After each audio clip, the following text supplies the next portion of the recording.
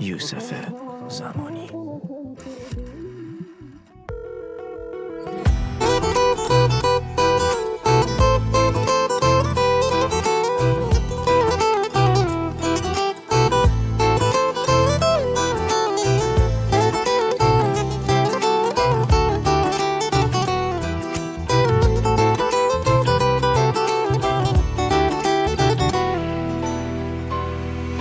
هشکی هوامو نداشت ولی باز من موندم و فکرای دور و دراز تو دل خسته من تا ابد. مثل تو خیلی چیزا میمونه یه راز. صدامو گوش بده گوشی و قطع نکن، من با تو حرف دارم خیلی زیاد. کسی که مثل تو هر شرایطی با دیوونه بازیام را نمیاد. حرفامو گوش بده این یه دفعه است، نگاه کن عکسامون هر طرف است. نگو کاش دل ساده یه دل با پسم به دل تو یکی دیگه دل نمیبست. نمیتونم برم این عشق زوریه، عشق دیوونه ها اینجوریه.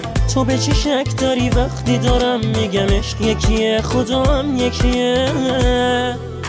گوش کن عشقم، چرا اینجوری گوشی و قطع میکنی؟ تو که میدونی دیوونتم، چرا حالمو اینجوری بد میکنی؟ بد کاری کردم از اولش انقدر به تو باختم عزیز دلم. با تو رو بازی کردم و باختم، حالا داری میگی مریض دلم. گوش کن عشقم، چرا اینجوری گوشی و قطع میکنی؟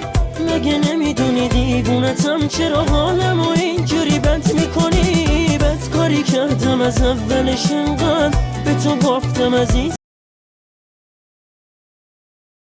باختم، حالا داری میگی مریض دلم.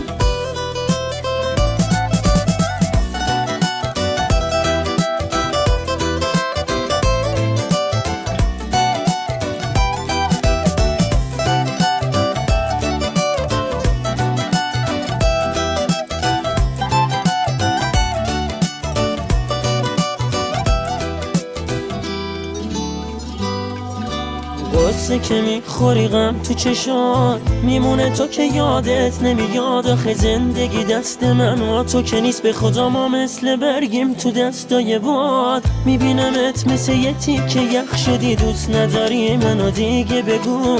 چشامو نگاه کن چی توی چشام، حرفی که اون داره میگه بگو. زخم رو دلم میزنی یه نفس، نمیبینی از آبم و این روزا پس لاقل بگو تو خوبه حال دلت. دل من به درک بشه مال دلت. نمیتونم برم این عشق زوریه، عشق دیوونه ها اینجوریه. تو به چی شک داری وقتی دارم میگم عشق یکیه، خدا هم یکیه. گوش کن عشقم، چرا اینجوری گوشی و قطع میکنی؟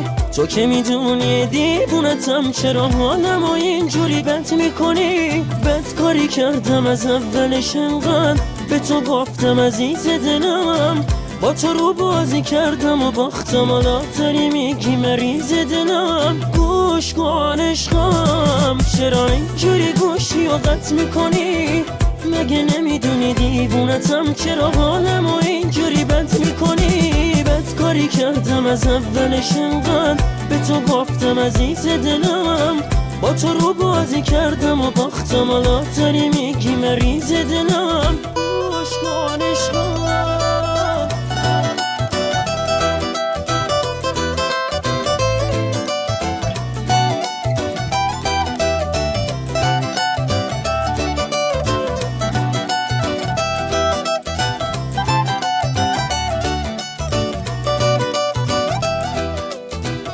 تنظیم ناصر عباسی.